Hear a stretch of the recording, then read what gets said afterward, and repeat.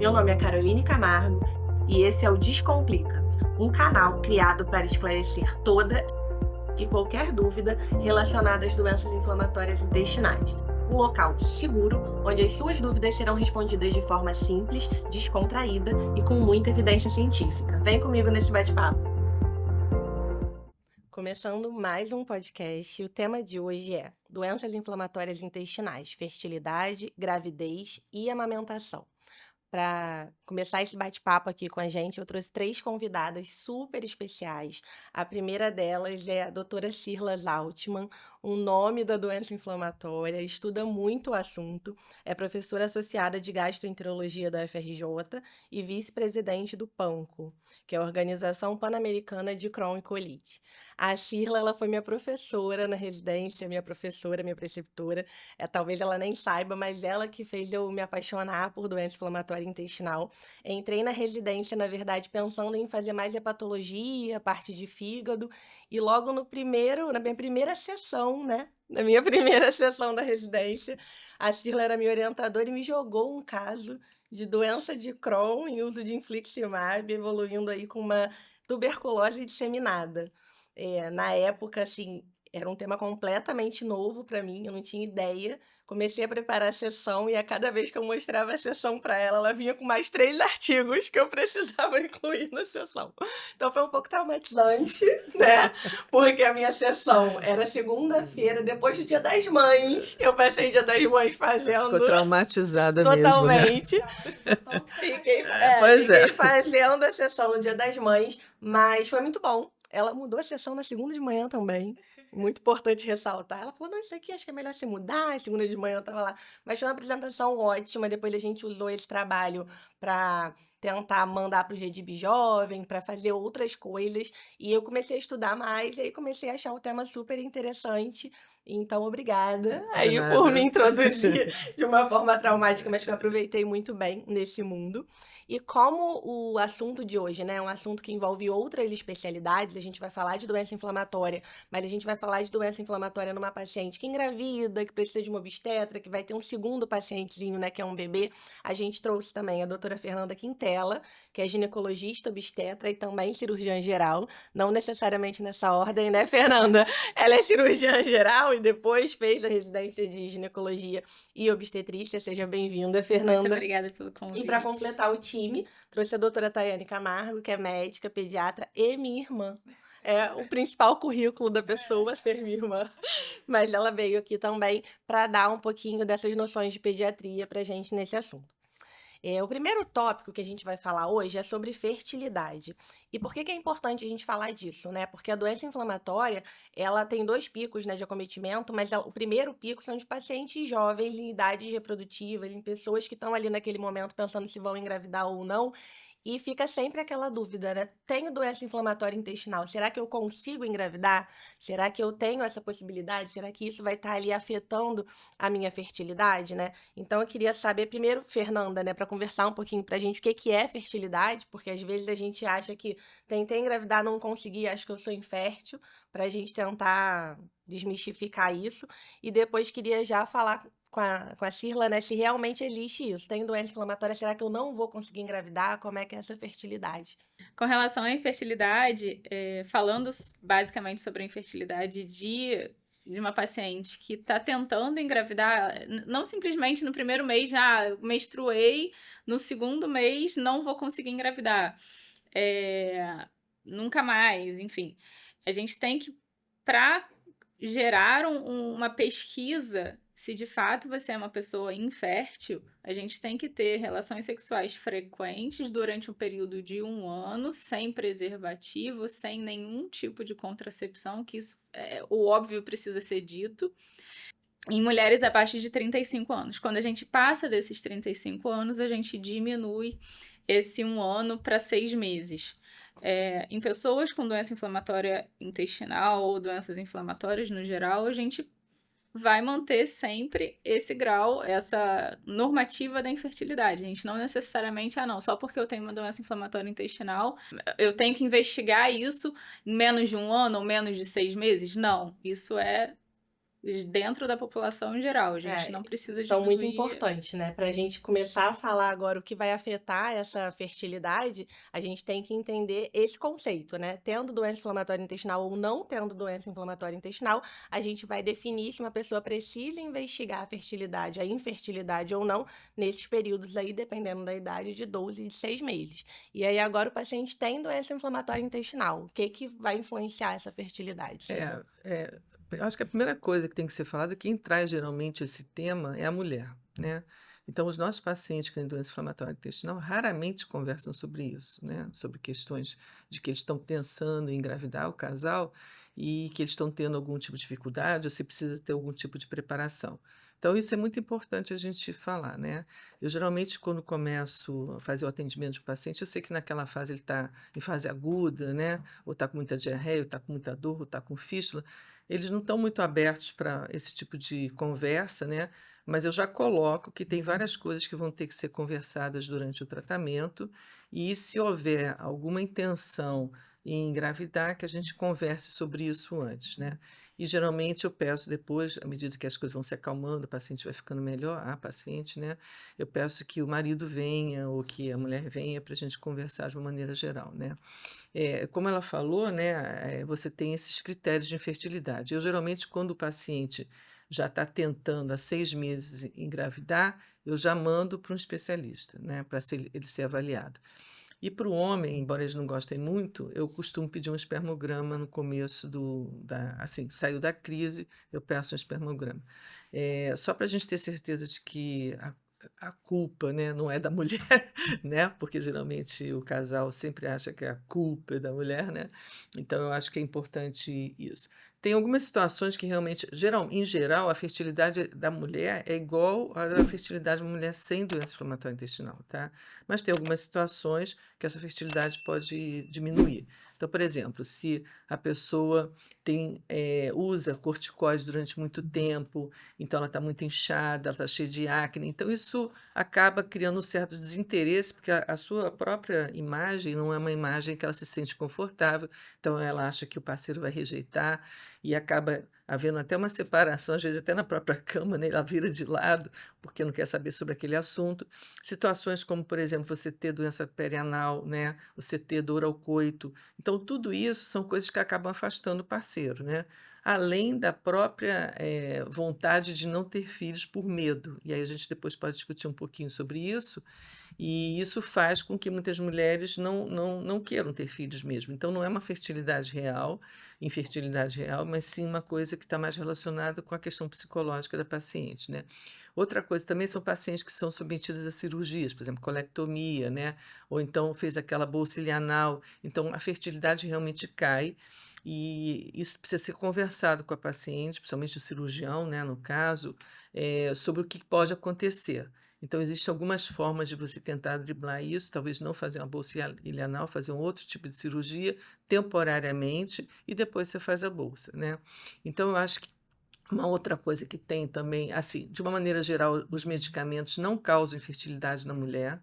Todos os medicamentos que ela utiliza, a gente pode falar depois sobre malformação congênita, mas de uma maneira geral não tem problema. Mas no homem, aí a gente pode falar um pouquinho sobre o paciente com doença inflamatória, tem algumas coisas que a gente tem que estar atento. Então, por exemplo, o metotrexato, você pode ter oligospermia. Pacientes que estão usando durante muito tempo corticoide, numa dose muito alta, também pode ter alteração de espermatozoides. E uma outra coisa também é a questão da cirurgia também, com bolsa ilianal, é a mesma coisa, há uma redução da fertilidade, isso já é visto. E o uso de, por exemplo, sulfasalazina. O paciente está muito bem, está usando sulfasalazina, mas está com a intenção de engravidar, a gente tira e faz uma troca por mesalazina. Isso pode ser feito e deve ser feito, porque é uma coisa reversível, né? Deve ser feito alguns meses antes, tipo 3 meses antes do início da tentativa de engravidar. Eu acho que, de uma maneira geral, as medicações em si não tem problema, nem essas novas medicações alteram realmente fertilidade, tá? Então a gente pode ficar tranquilo em relação a isso. Uma coisa que pode acontecer também é em relação à ciclosporina. Então, principalmente pacientes com retocolite ulcerativa, algumas manifestações intestinais, por exemplo, o VIH, eles usam muito ciclosporina. Já a gente que é gastroenterologista tenta fazer no início, né, quando o paciente está muito grave, faz venoso, internado, e depois tende a fazer oral, mas por um curto tempo, e a gente troca para azathioprina. Esse paciente não teve nenhum tipo de problema anterior com isso, né? Mas se você usar durante muito tempo uma dose muito alta, isso também altera as questões hormonais, como FSH, reduz a reserva ovariana. Então é uma coisa que a gente tem que estar atento também em fazer a substituição desse tipo de medicação. Mas eu acho que, de uma maneira geral, eu acho que é isso que eu teria para dizer. Acho que a gente tem que pensar sempre, conversar, no caso, com a mulher, para entender como é que ela se sente em relação a ela mesma. Isso é super importante. Se ela anda depressiva com o fato de ter a doença, se ela sente dor quando vai ter relação sexual, se ela tem fístulas e fica fazendo secreção, se ela tem ostomia, porque ela pode ficar com vergonha de ter relação sexual com uma bolsinha, né? Então, acho que tem várias coisas que a gente tem que conversar, e também o medo, né? E aí a própria pediatra pode conversar com a gente sobre isso, é o medo de que os filhos tenham também a própria doença. Então, esses medos fazem com que ela se afaste dessa possibilidade de engravidar. Eu acho importante nessa questão da fertilidade, porque isso vem junto aí da preparação para a gestação, né? Claro que algumas gestações acontecem, Aliás, mas frequentemente, né, não planejadas. mas, na maioria dos casos ali, a pessoa fica com essa preocupação porque ela tá se preparando para engravidar, né? E aí são passos. Primeiro ela fica preocupada de será que eu vou conseguir engravidar? E aí a Cirla explanou muito bem essa questão, né? Todos os pontos que a gente tem que pensar. E a segunda questão é em relação às medicações. Às vezes o paciente tem doença inflamatória, tá tratando, tá bem, e aí ele tá, eu vou conseguir engravidar. E será que essas medicações vão fazer mal ao meu bebê? Será que são medicações teratogênicas, né? E a Cirla pontuou muito bem, né? Se você tá ali tentando engravidar, acompanhando, conversando com o seu gastroenterologista, ele já vai te preparar. Então são poucas as medicações, né, que a gente tem que suspender, que a gente tem que trocar. A maioria das medicações são seguras, né? Não causam malformação. Então é importante nessa preparação, né, do paciente para esse processo de gravidez e de ter um filho, a gente entender que dá para ir com calma, que não precisa tudo não precisa ser um medo, né? Que você, se tiver em remissão, se tiver tudo organizado, você provavelmente não vai ter problema com fertilidade e as medicações que você vai estar usando vão ser seguras e não vão fazer mal para o seu bebê. Então é muito importante ter aí essa conversa com o seu gastroenterologista. Só para acrescentar, eu acho que assim, é muito importante que as pessoas saibam que o ideal, a situação ideal para você engravidar é quando você já está há cerca de 3 a 6 meses em remissão profunda. O que é isso? Todos os exames estão normalizados, você clinicamente está bem. Então, esse é o momento melhor para você engravidar. Mesmo alguns pacientes estando nessa fase, eventualmente entram em atividade. Mas isso é muito difícil de acontecer. Então, isso é super importante, esse planejamento nesse sentido. E a outra coisa também que eu queria acrescentar é que nas mulheres acima de 35 anos, ou quando tiverem em atividade, tá, que não deveriam engravidar, e elas ficam preocupadas com isso, que elas façam métodos anticoncepcionais nesse período, né? E aí a nossa ginecologista aqui pode falar um pouquinho mais sobre isso, para que exatamente não tenha esse tipo de problema. E tem algumas drogas, por exemplo, essas pequenas moléculas que hoje em dia a gente utiliza, a gente suspende, e aí a pessoa ainda, para engravidar, precisa ter mais ou menos uns 3 meses depois. E nesse período tem que usar, mesmo já suspensa a medicação, tem que usar anticoncepção, tá? Então, são conversas muito importantes que precisam ser tidas, né? E se houver realmente essa dificuldade em termos de fertilidade, mandar para o especialista. Geralmente eu oriento, se o paciente está sempre em atividade de difícil controle, eu oriento que ele faça a criopreservação de óvulos, né? Principalmente acima de 35, quando você tem uma reserva que vai caindo, fica mais difícil. E também posso fazer isso com espermatozoides, né? Então, aquele paciente que vai ser submetido a uma cirurgia, que vai ser uma cirurgia que vai reduzir a fertilidade dele, também eu faço essa orientação, apesar de muitos pacientes, depois da cirurgia, poderem usar medicamentos que possam auxiliá-lo em relação à ereção, ejaculação. Hoje a gente tem alguns medicamentos que já podem auxiliar o paciente, mas eu sempre tento ter essa conversa com ambos os pacientes. Não sei se você quer falar um pouquinho sobre a Eu acho que também concepção. com relação, como para as medicações, a gente precisa desse período de 3 a 6 meses, a gente necessariamente, principalmente com a sulfasalazina, que compete ali no metabolismo do ácido fólico, é importante a gente introduzir Isso. numa dose do ácido fólico de 2 miligramas por dia, para a gente já proteger o tubo neural desses embriões, dos fetos que vão estar sendo formados ali no futuro. Na prevenção de mielomeningocele, na prevenção de doenças do tubo neural em si. É importante também as consultas de pré-concepção, né, principalmente nessas pacientes que têm fatores inflamatórios importantes, até para a gente ajustar uma mudança de estilo de vida também, que é extremamente importante. A gente, assim, acredito que é o maior tempo da minha consulta hoje em dia, eu falo sobre isso, que é justamente o ajuste da alimentação, porque a gente tem hoje em dia no mercado, tem uma possibilidade de ter mais recursos, mais alimentos menos industrializados hoje em dia do que antigamente, que era uma cultura de mais fast food, até os restaurantes. Hoje em dia a gente consegue mais proporcionar alimentos mais saudáveis, mas a gente ainda está com a cultura de alimentos ainda muito inflamatórios, refrigerantes, comidas processadas, gordurosas, que a gente ainda precisa tirar dessas pacientes esse hábito alimentar ruim e reintroduzir novamente as frutas, os legumes, as verduras frescas, e o hábito de não só ir ali comer uma comida rápida e um paladar melhor, mas ao mesmo tempo a gente trazer a qualidade de alimento nessas pacientes junto com uma atividade física. Porque o sedentarismo também, a gente já tem inúmeros estudos mostrando que alteram também a parte inflamatória do nosso corpo. Uma pessoa que faz atividade física todos os dias, a gente consegue observar uma mudança no padrão inflamatório desse organismo muito mais rápido do que uma pessoa sedentária, embora ela ainda assim se alimente muito bem.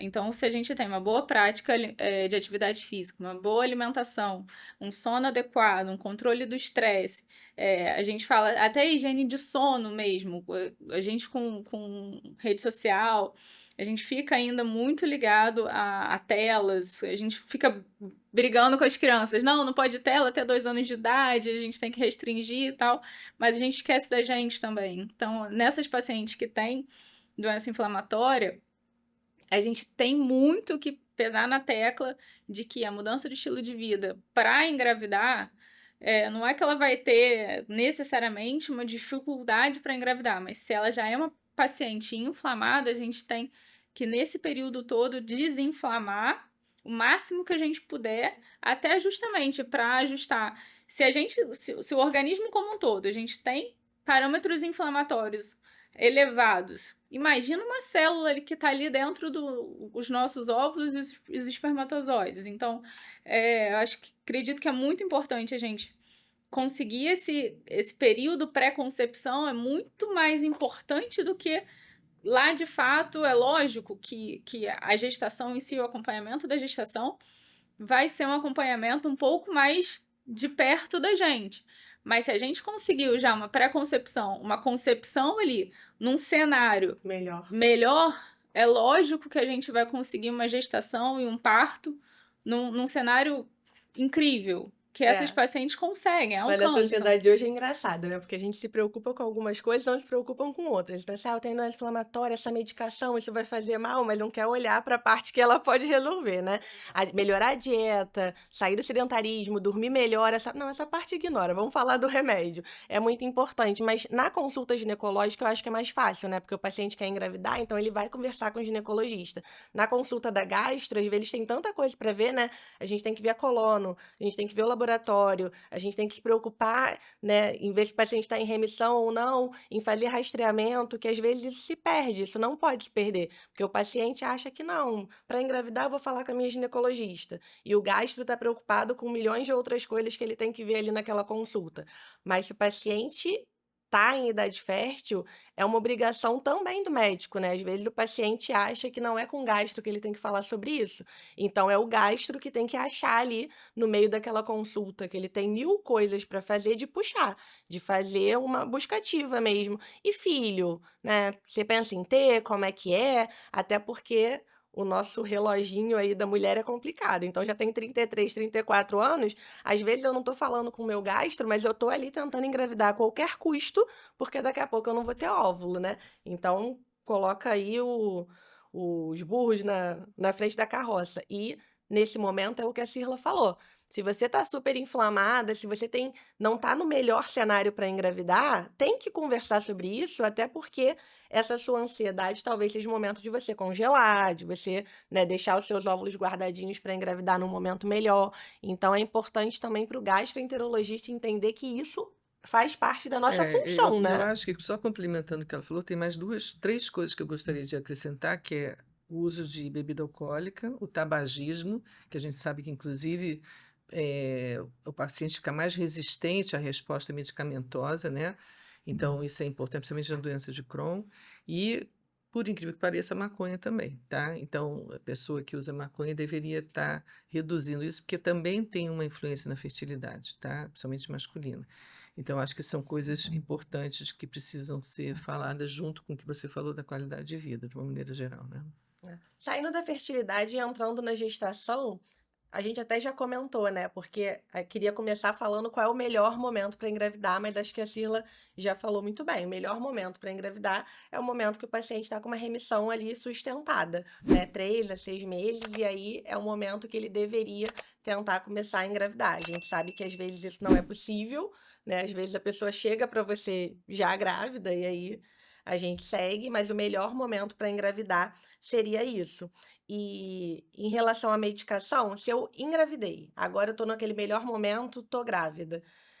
O que que a gente faz com as medicações, né? A gente tem que continuar tratando o paciente, mas Eu acho que assim, primeira coisa é que geralmente a paciente diz, minha mãe me falou que era melhor eu parar com remédio, uhum, né? O vizinho falou, o marido falou, às vezes o próprio, me desculpa, mas o próprio ginecologista obstetra muito não comum. sabe disso, né? Não sabe sobre a doença, não está aberto, porque eventualmente você não é dono de tudo, você não sabe de tudo, né?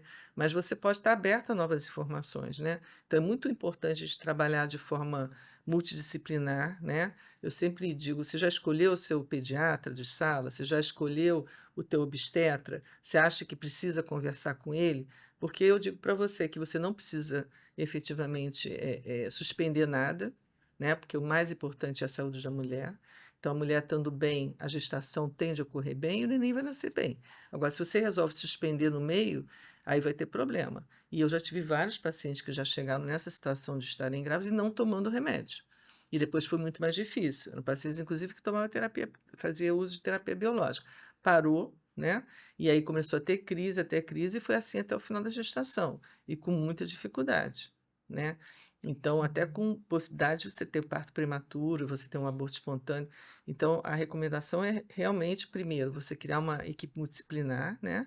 E manter a medicação. E aí ele chega, dependendo da medicação que for, e a maior parte não tem problema, você pode manter, vamos supor, se a paciente é uma paciente de difícil controle e agora está muito bem, por que eu tenho que mudar isso? Não, eu vou continuar com as minhas medicações. Vamos supor, o paciente faz uso, às vezes, combinado, né, de terapia biológica com o imunossupressor. Já está em remissão há 6 meses. Será que eu posso tirar imunossupressor? De repente eu posso tirar imunossupressor, não vai ter problema nenhum, né? Só não posso introduzir o imunossupressor. Porque se eu introduzir, eu posso acarretar problemas na medula da criança e na medula da mãe.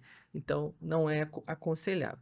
Agora, vamos supor que ela venha já utilizando, vamos supor, metotrexato, né? Eu não tenho que apavorar essa paciente, na verdade, eu vou fazer a retirada e a gente vai acompanhar junto com o ginecologista obstetra para ver se está tudo bem, se a criança está com algum. Hoje em dia tem tantas técnicas de imagem que eu fico até babando, né? Que na minha época não tinha. E aí você consegue ver coisas, você consegue puncionar, né? Ali naquela região, aquele líquido amniótico para ver se tem alguma má formação. Enfim, tem várias coisas que podem ser feitas hoje, do ponto de vista tecnológico. Então também não tem que ficar apavorado, tá? É só suspender a medicação e vamos observar, vamos trocar. Trocar pode? Pode trocar quando for necessário. Posso usar corticóide? Eu não gosto muito, né, porque antigamente a gente achava: "Não tem problema nenhum, vai ajudar na maturação pulmonar", né, e hoje a gente já vê que você pode ter, às vezes, lá, leporino, se você fizer, assim, longo prazo, com doses muito altas, né. Então, eventualmente, durante o período, você pode usar. Eu já tive pacientes assim, que já estava praticamente no final da gestação, teve uma crise, não teria tempo hábil para fazer a mudança com outra terapia biológica, por exemplo, se não vamos usar corticoide nesse período, avisei o obstetra, né, do que estava acontecendo, porque às vezes durante o parto cirúrgico você tem que fazer a cesárea, você tem que fazer uma quantidade maior por causa do estresse cirúrgico, de corticoide durante a cirurgia. Então, isso tudo foi pré-combinado e ela ficou ótima, o neném nasceu ótimo, não teve problema nenhum. Então, tudo é uma questão de acompanhamento e abrir mesmo, tem que falar com o médico, né? Às vezes o obstetra não sabe, mas a gente vai ligar para o obstetra: "Olha, eu estou fazendo isso, você tem alguma dúvida, você quer que eu Precisa ser um encaminhe?". time, né? É É um uma doença time. sistêmica e não, então não adianta falar, eu É, tenho doença inflamatória e vou tratar com gastro e agora eu estou é, grávida e a gravidez eu vou tratar com o meu obstetra por tratar, né? Gravidez não é doença, mas a é. gravidez eu vou acompanhar com o meu obstetra. Não dá. É uma pessoa só que tem doença inflamatória intestinal e está Não, e grávida. teve uma Esses dois situação médicos precisam não, e teve uma conversar. situação muito engraçada, que era um paciente que tinha só doença no reto, né, de reto colestativa, e usava só supositório de mesalazina. Não tem problema nenhum. Tem gente que fica com medo: "Ah, será que vai induzir, um parto prematuro, porque usa o supositório?". Não tem nada a ver, tá, então tem que usar. E ela começou a ter crises, né, e até foi uma consulta online, e aí de um outro estado, e aí ela disse assim: "Ah, ele mandou eu suspender o supositório, eu estou sangrando, o que que eu faço?". Eu E falei: "Você vai recomeçar". E aí, por acaso, a gente ia dar uma aula na ABCD, né, que é a Associação Brasileira de Doenças de Retocolite, para pacientes, aliás, se vocês quiserem entrar e contactar, vocês É, podem se perfeito. filiar, que é de graça, e vocês têm várias informações lá, né.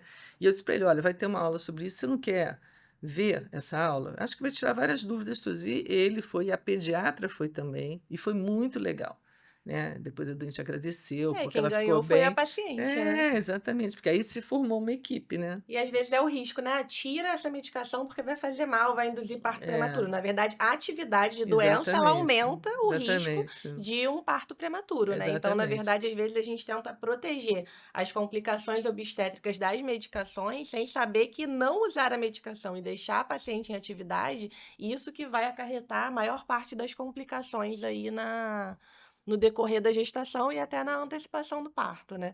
Mas acho que a ideia que é importante ficar é que precisa ser um time, né. Sem dúvida, Mesmo antes da gravidez, o paciente com doença inflamatória, que é uma doença sistêmica, ele já precisa de um time, porque acomete vários órgãos. Mas quando fica grávida, aí é o time com outros sem especialistas que às dúvida. vezes não veem essa doença todo dia. Por isso que é normal, né, o obstetra às vezes não saber o que fazer, o Claro, pediatra às vezes não saber o que fazer, e por isso a gente precisa conversar mesmo em prol e pelo bem da paciente. sem dúvida. Outra coisa que gera muita dúvida é a via de parto, né. Na verdade, via de parto, gera muita dúvida mesmo sem ter doença inflamatória, porque agora tudo é contraindicação para o parto, qualquer coisa que aconteceu não, melhor não ter um parto vaginal, né. A pressão subiu um pouquinho, é melhor ir para cesárea, a glicose subiu um pouquinho, é melhor ir para cesárea, ó, tá muito grande, é melhor ir pra cesárea, tá muito pequena, é melhor ir pra cesárea. Então na doença inflamatória intestinal não é diferente, né. "Ai, ela tá com doença inflamatória intestinal, vai entrar em trabalho de parto e é melhor não, é melhor ir para cesárea". Fernanda, via de parto na paciente com doença inflamatória intestinal, o que que você tem para Já tranquilizar os pacientes em Já relação começo a isso? falando que a única contraindicação absoluta é doença perianal ativa. Não é recidiva de doença em outros locais, é doença perianal ativa, que é a contraindicação absoluta. Todas as outras são relativas. É lógico que a gente vai avaliar uma paciente caso a caso. É uma paciente que tem um J, é uma paciente que tem uma anastomose ilioanal. A Cirla com certeza vai dizer isso um pouco melhor do que eu. Às vezes, realizar uma manometria ali para ver se aquela anastomose ali vai ser sustentada para não gerar uma incontinência fecal numa paciente pós-parto vaginal.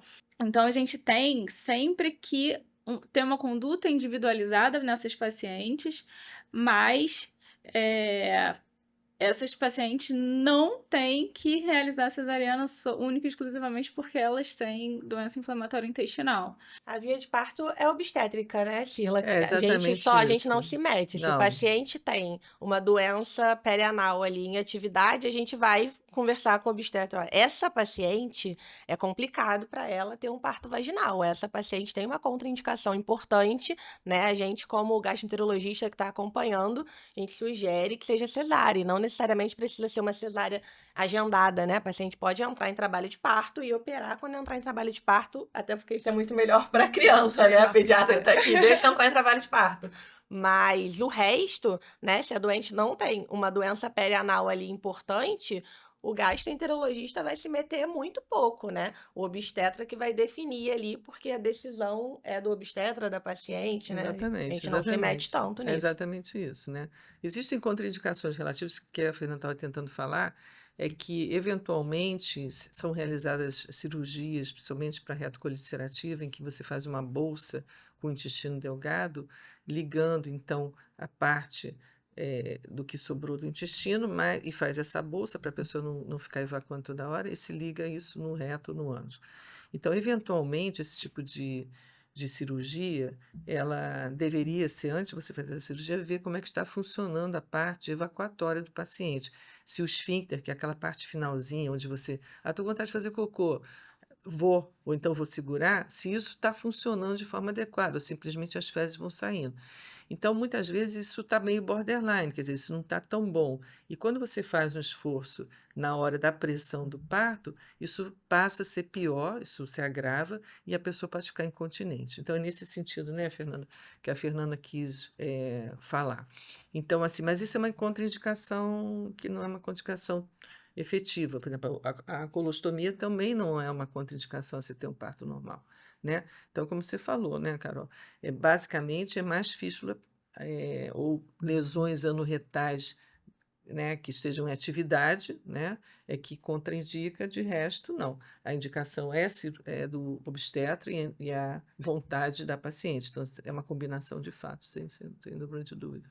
E até agora a gente está aqui, né, o gastro, conversando com o obstetra, que conversa com a paciente, o bebê tá lá nascendo e a pediatra não foi. Mas é A exatamente pediatra assim não que foi envolvida, acontece. né? Não, Aí a eu já pessoa, envolvi ela aí a antes. pessoa entra é o que acontece na vida real, né? Aí a pessoa entra em trabalho de parto, aí a pediatra tá indo lá pra sala de parto no plantão, aí, ó, a mãe tem doença inflamatória. E tomou aí um remedinho. E, ó, tem que ver esse bebê. Aí a pediatra fala, só me contam agora, né? Na via do parto. E eu queria Exatamente. falar com a Tayane, né? Não necessariamente na doença inflamatória, mas da importância da consulta pré-natal com a pediatra, né? Porque a gente fala de pré-natal, é sempre pré-natal com o obstetra, mas é muito importante, né? No finalzinho da gestação ali, você fazer uma consulta pré-natal com a pediatra que vai fazer sua sala de parto, e às vezes pode ser até a pediatra que vai acompanhar seu filho depois, porque faz muita diferença ali na assistência e nas orientações que ela vai te dar, se ela souber todo esse histórico da mãe, que às vezes vai influenciar um pouco no bebê,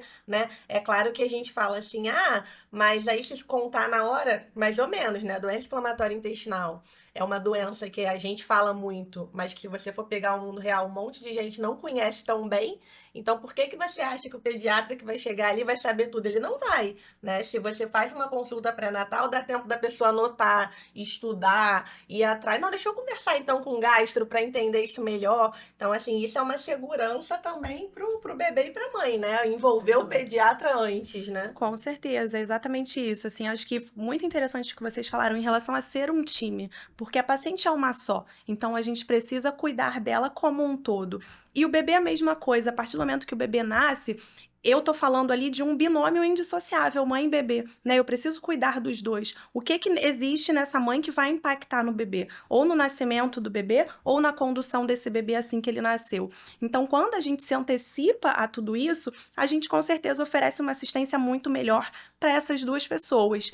Essa consulta pré-natal pediátrica, embora muita gente ainda não conheça, é uma consulta fortemente recomendada pela Sociedade Brasileira de Pediatria, que seja feita inclusive para gestações e nascimentos de baixo risco, mas também e principalmente para essas gestações que têm qualquer nuance diferente, né? Uma paciente com doença crônica, uma paciente com doença infecciosa, por exemplo, que a gente precisa se antecipar e saber como vai ser a prestação de assistência em sala de parto e como vai ser a conduta para esse bebê de acompanhamento no momento seguinte, né? É muito importante que a gente veja tudo isso, se prepare para tudo isso, saiba se eu preciso fazer alguma coisa diferente assim que esse bebê nascer ou não, se eu posso liberar a amamentação ou não, e tudo isso precisa ser conversado antes para que a assistência seja a melhor possível, né? Sem dúvida. Eu acho que se a pessoa marcou essa consulta, a primeira pergunta vai ser: o meu bebê vai ter doença inflamatória? Não tenho dúvida que você está preocupado em saber da medicação, se vai poder vacinar, se vai poder amamentar. Essas dúvidas vão surgir depois que a criança nascer. Mas eu achei uma coisa interessante. Antes da criança nascer, a preocupação vai ser: doutor, o meu filho vai ter doença de Crohn, o meu filho vai ter retocolite. Quando lá atrás a Cirla falou assim,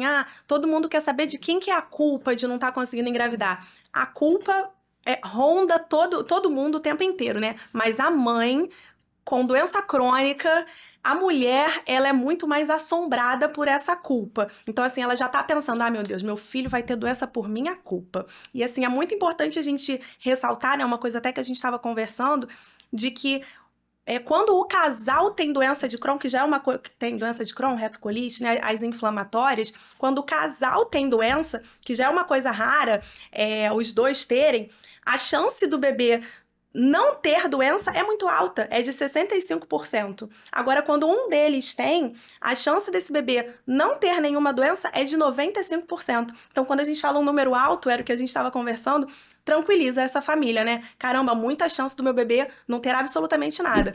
Então, eu diminuo um pouquinho aqui o meu pacotinho da culpa, né? A mãe já respira um pouco mais. E aí a gente entra para as próximas. Mas só um adendo que não é tão raro assim, né? Porque esses pacientes, principalmente jovens, eles ficam ali, eles vão muito à consulta e na sala de espera surgem vários namoros, é verdade. É verdade. E tem associação de paciente, então as pessoas têm ali um mesmo problema e vão a eventos juntos. Então, as pessoas namoram e casam. Então, assim, não é tão raro você ter duas pessoas com doença inflamatória intestinal tendo um filho, né? Porque verdade. eles convivem muito, né? É Hoje, verdade. com essas coisas, né? Tá muito disseminado. Os pacientes estão se empoderando da sua doença, estão até pela estudando, estão se internet, encontrando. né? A internet aproxima, né? Então, assim, não é tão E tá raro, tudo não. bem, se isso Vai acontecer... chegar na consulta pré-natal, doutora, que eu e meu marido. A culpa vai ser da mãe, com certeza. Não, a culpa sempre é da mãe. A culpa se a criança tiver doença Mas vai se ser isso da mãe. acontecer, ainda tem 65% de chance dessa criança não ter absolutamente nada. Tá Não, tudo E ótimo. nem por isso precisa sair investigando, né? Isso é uma outra coisa que isso. perguntam sempre para mim.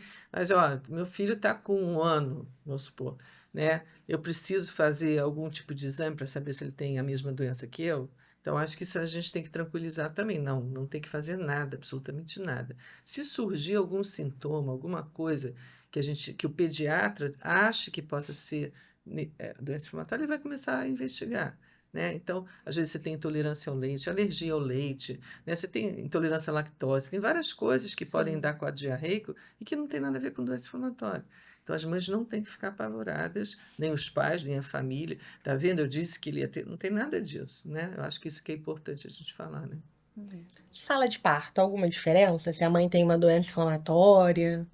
Em princípio, assim, o que vai determinar a conduta do pediatra na sala de parto são 2 pontos bem importantes, né? Que é a idade gestacional desse bebê. Será que nessa gestação aconteceu alguma coisa? A doença não estava controlada e aconteceu um parto prematuro? Isso muda a conduta do pediatra.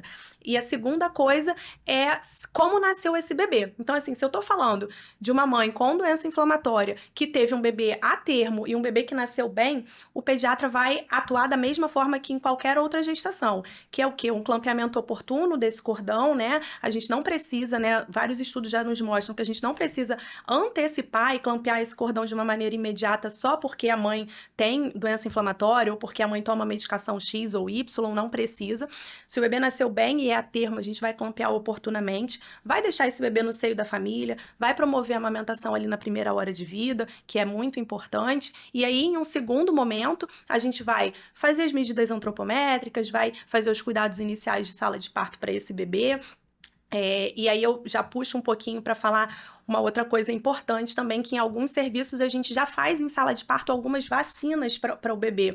E uma vacina específica que a gente faz em sala de parto é a vacina de hepatite B, que é uma vacina permitida para o bebê filho de mãe com doença inflamatória intestinal, uma vacina que a gente faz para todo mundo, mas que para esse bebê também não teria nenhuma contraindicação. É uma vacina inativada, né, feita a partir ali de proteínas de superfície do vírus, então não teria problema fazer para esse bebê, ainda que ele tivesse sujeito ali a algum grau de imunossupressão, talvez, mas poderia fazer da mesma forma.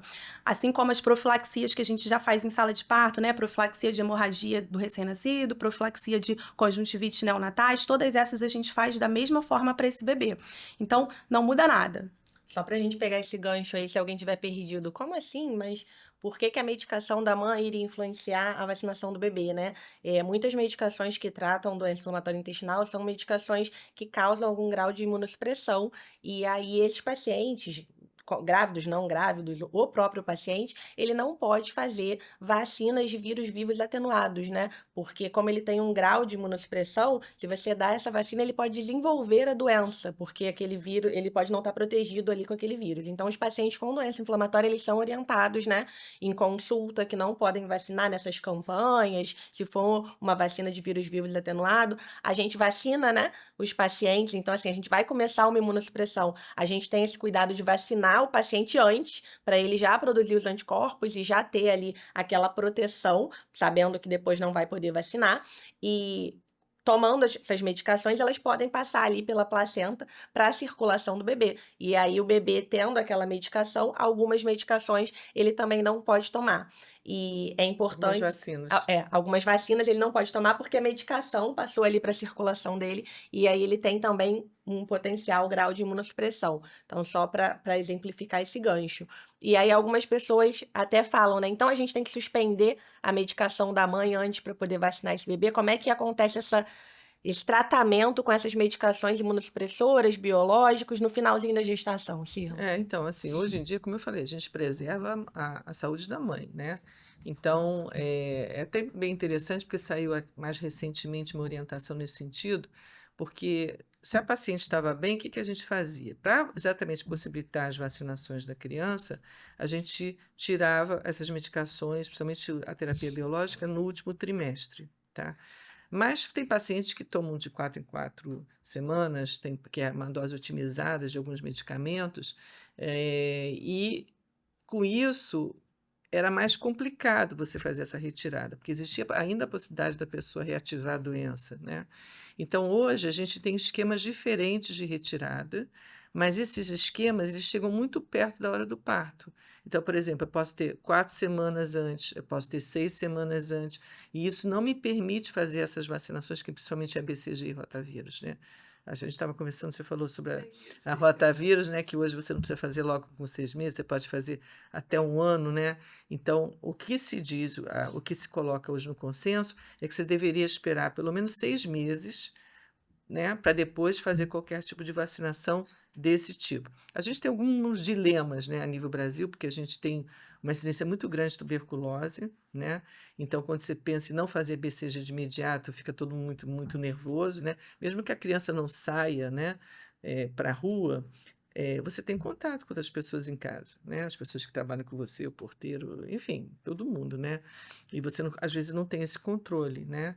Então, as pessoas ficam um pouco preocupadas, porque teve um caso na literatura que quando a pessoa tomou BCG e estava usando terapia anti-TNF, fez uma tuberculose disseminada, tá?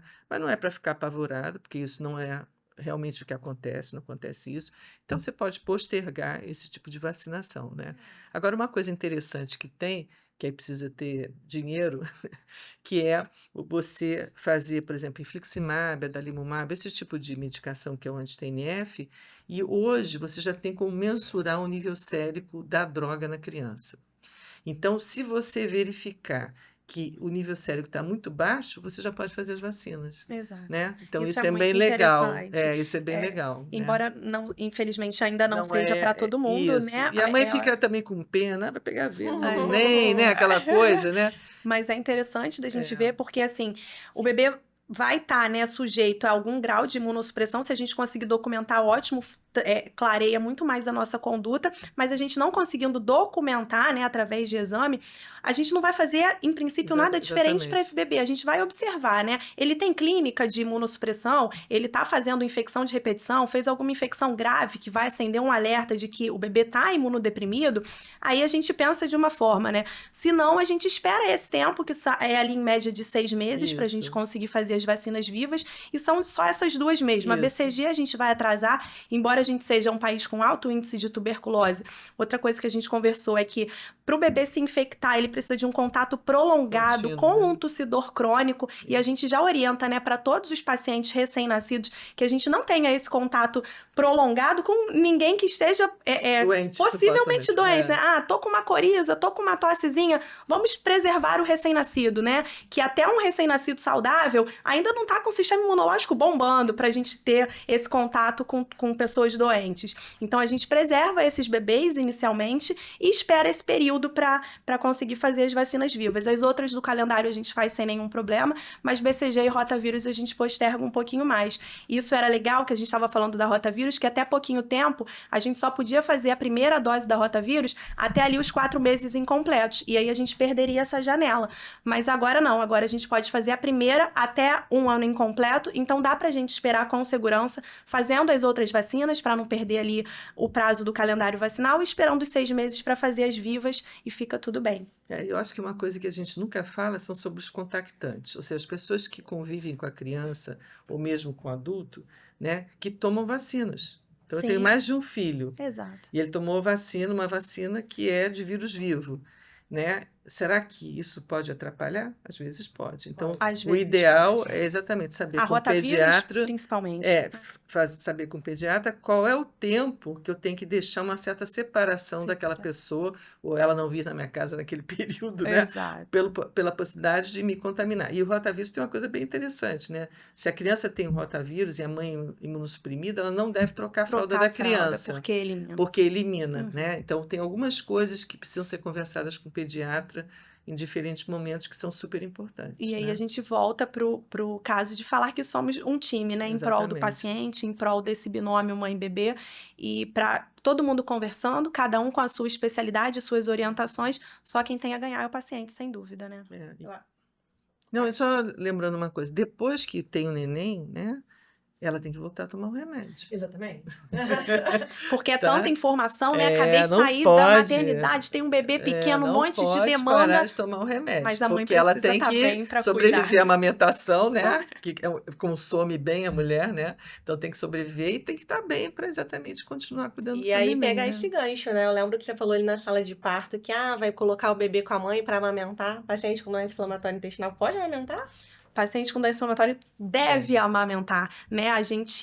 Pediatra é sempre um entusiasta da amamentação, e a gente bate muito nessa tecla porque é muito importante, tem inúmeros benefícios para o bebê, inúmeros benefícios para a mãe. A Fernanda pode até me ajudar nessa parte, mas assim, o bebê melhora a imunidade, diminui as chances de doenças infecciosas, de doenças respiratórias, de doenças alérgicas.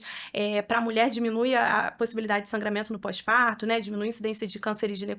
Então, assim, bom para todo mundo. Sem contar que já na sala de parto, você pegar aquele bebê que foi ali só idealizado, sonhado por 9 meses, você colocar ele no colo da mãe, fazer ele mamar naquele primeiro momento, aumenta vínculo, né? Sem dúvida, Pediatra sempre dou até um apaixonado, sorriso né, pra falar sobre Eu isso. acho Porque muito engraçado. Pediu pra pediatra falar de amamentação, se não para mais. Eu fiquei, bebezinho. Pois é. É exatamente isso. É um momento muito especial, e a gente não deve privar nem o bebê, nem a mãe de tantos benefícios que a amamentação traz. Então, não tem... existe, obviamente, né? Apesar de todo o meu entusiasmo, existem contraindicações absolutas à amamentação, existem algumas relativas. E são poucas, né? São poucas, né? Doenças infecciosas, né? Mas... E eu acho que aí, nesse momento, a gente tem que falar também dos medicamentos. Aqueles medicamentos que foram retirados durante a gestação, tipo metrixato, as pequenas moléculas, eles devem ser mantidos fora disso, porque eles não são indicados durante a amamentação, né? São só esses. Isso é muito importante que eu ia perguntar, né? Porque você falou assim, a mãe o bebê nasceu, tem que voltar a tomar a medicação. E É. também é um medo da mãe, né? Mas aí essa medicação não vai passar pelo leite? Pode tomar medicação para doença Não, inflamatória intestinal então a amamentando? São quantidade seguros, de, né? a quantidade de medicação que tem no leite materno é muito pequena. Até porque são grandes moléculas, então você Uhum. tem dificuldade de passar pelo leite materno. Por isso que as pequenas moléculas, tipo tofacitinib, A gente não a gente usa. não utiliza. Mas aí também já tirou durante a gravidez. não Então, provavelmente não vai voltar, né? É só um alerta nesse sentido. E a outra coisa que tem que desmistificar, que é importante, é que o paciente não vai entrar em crise porque está amamentando. Porque existia essa história antiga, né? De que ele entraria em crise se ele amamentasse. Não tem nada a ver, muito pelo contrário. Ele Na verdade, vai protege até contra a proteger, né? recaída. É muito mais bom. um dos benefícios, né, que eu É, ia até falar, assim, é. a amamentação é comprovadamente um fator protetor para Isso. doenças inflamatórias, e no caso da mãe que já tem a doença, ela não vai fazer ativar a doença, né, muito Isso. pelo contrário, pode até manter um pouco mais Isso. em remissão. Isso. Então, assim, de forma nenhuma contraindicar a amamentação para essas mães.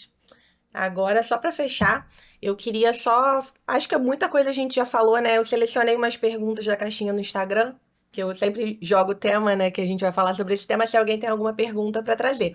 Eu selecionei 5, mas a gente discutiu tanto que tem muita coisa que a gente já falou, né? A primeira pergunta é: tenho 26 anos, doença de Crohn e quero me preparar para a gravidez. Por onde começar? Acho que a Cirla comentou muito bem, né? Consulta com seu gastroenterologista, ele vai ver se você está em remissão sustentada, ele vai alterar as medicações que precisam ser alteradas e aí vai te dar o start para você ir na sua ginecologista, ver se vai precisar repor ácido fólico e a gente começar aí com os dois, com o seu time nesse processo, né? Eu acho que também uma coisa que a gente fica preocupada, né, nas pessoas que vão usar, por exemplo, terapia biológica, as mulheres, é HPV, né? Então, vocês também fazem uma avaliação disso, né? Hoje em dia vai mudar até o rastreio do Ministério da Saúde de HPV. A gente vai continuar colhendo a copocitologia oncótica, mas a gente está introduzindo agora a pesquisa de PCR também para HPV. E nessas pacientes, principalmente, a gente faz a vacinação contra HPV. Hoje em dia a gente tem a nonavalente, que pega subtipos muito maiores, não só o 16, não só o 18. A gente pega outros subtipos que a gente consegue para essas pacientes, fazendo a vacinação prévia, proteger durante a gestação e depois ao longo da vida também. E eu soube também que essa vacina você pode dar nas mulheres até 45 anos, é isso? Pode fazer até 45 anos. Então, em algum momento, né? Essa informação Você boa, pode, né? você pode utilizar isso. Inclusive, a gente faz em pacientes que tiveram lesões precursoras ou até mesmo naquelas que tiveram já diagnóstico de câncer causado pelo HPV para proteger contra os outros sorotipos. Exatamente. Isso é bem interessante. É muito interessante. Tenho risco maior de má formação por conta dos remédios para tratamento da doença de Crohn? Tenho medo. A princípio, Isso a gente já comentou, comentou, né? É. E a princípio não, né? A gente vai Isso. tirar os remédios antes. Tenho suspeita de doença inflamatória intestinal, mas não tenho diagnóstico. Se eu engravidar sem ter um diagnóstico fechado, depois começa a tratar? Não, Depende. você pode tratar em qualquer momento. O ideal é que E sempre são as trate. surpresas, né? Que a gente falou. O mundo ideal é esse mundo que a gente comentou É. aqui, né? Que a gente está preparando. Mas pode chegar alguém que, fez diagnóstico e está grávida também Eu e dá acho que seu jeito, assim, né? qual é a dificuldade que a gente tem nesse momento que ela chega e está grávida? É que todos aqueles parâmetros que normalmente a gente utilizaria para fazer o diagnóstico, nem sempre eles vão estar válidos durante a gestação. Então, por exemplo, tem alguns exames de sangue, VHS, PCR, que a gente utiliza muito, né, para avaliar a atividade, e eles estão geralmente anormais, estão elevados por causa da própria gestação. Então, esse você perde parâmetro. Mas você pode fazer um exame de fezes, uma calprotectina fecal, que ele vai nos dar um indício. Também pode estar um pouquinho aumentado Não, na mas gestação. ele é considerado um exame para acompanhamento muito bom, tá? Você tem um valor inicial, por exemplo, e você vai vendo o que acontece. A evolução, né? Não... Você pode fazer exames, por exemplo, como retossemendoscopia flexível, com pouco ar que você Agora coloca. tem um ultrassom intestinal, né? Então isso você tem, mas só que não é em todas as cidades que você consegue fazer ultrassom para não abdominal total, mas para ver a alça intestinal, mas hoje em dia também seria uma coisa bastante interessante. Mas o fato de você ter a reto flexível, né, que vai até mais ou menos ao ângulo esplênico, permite que você faça biópsias e ultrassom não, né? Então, nesse aspecto, e fazer os diagnósticos diferenciais com infecção. Então, assim, a gente fica com um arsenal mais limitado, né? Mas não que não seja possível realizar um tratamento. Sempre tem um jeito. Sempre tem um jeito. Quando eu devo começar a investigar se o filho de uma paciente com doença inflamatória intestinal vai ter a doença? Não tem. O que a doutora Não Silva deve, falou muito não bem, deve. assim, a gente não vai ficar, igual, só para exemplificar, assim, eu tenho alergia de pirona, meu filho nunca vai tomar na vida. Não faça isso, né? A gente também não vai procurar coisas onde ainda não tem. Se a criança manifestar sintoma, alguma coisa que nos acenda um alerta, a gente starta uma investigação. Antes disso, meu pai tem, guarda para o seu pai por enquanto. Exatamente. E aí a gente vai observando, né? Exatamente. Gente, achei muito boa nosso papo, nossa discussão. Queria agradecer muito a presença de vocês. Vocês têm mais alguma coisa para acrescentar? Eu acho que foi ótimo. Eu acho que essa equipe multidisciplinar funcionou super bem, né? Só faltou a paciente. Só faltou a paciente. paciente. Vocês podem contratar a gente para fazer uma equipe de pacientes que desejam engravidar. Uma equipe ótima. Mas sem brincadeira, eu gostei muito da presença de vocês. Acho que vai ser uma informação muito útil, né? Como a gente falou, às vezes o paciente tem doença. Óbvio que nada substitui a consulta médica, mas às vezes é até um alerta, né? Tipo, eu tenho doença de Crohn, tenho retocolite, eu tenho um médico, eu tô na idade fértil, eu tenho essa pretensão de um dia engravidar, isso nunca foi conversado na consulta. Chega na consulta já falando, vamos conversar, né, sobre gestação. Eu acho que o médico tem que lembrar, mas às vezes ele não lembra. Então você mesmo que tem a doença chega lá e lembra, né, para começar aí um papo. Eu acho que é isso. Muito obrigada. Agradeço o convite, foi maravilhoso. Eu aprendi bastante com também, vocês. Eu também. Foi bom pra gente, a gente espera que seja bom pra vocês. Exatamente.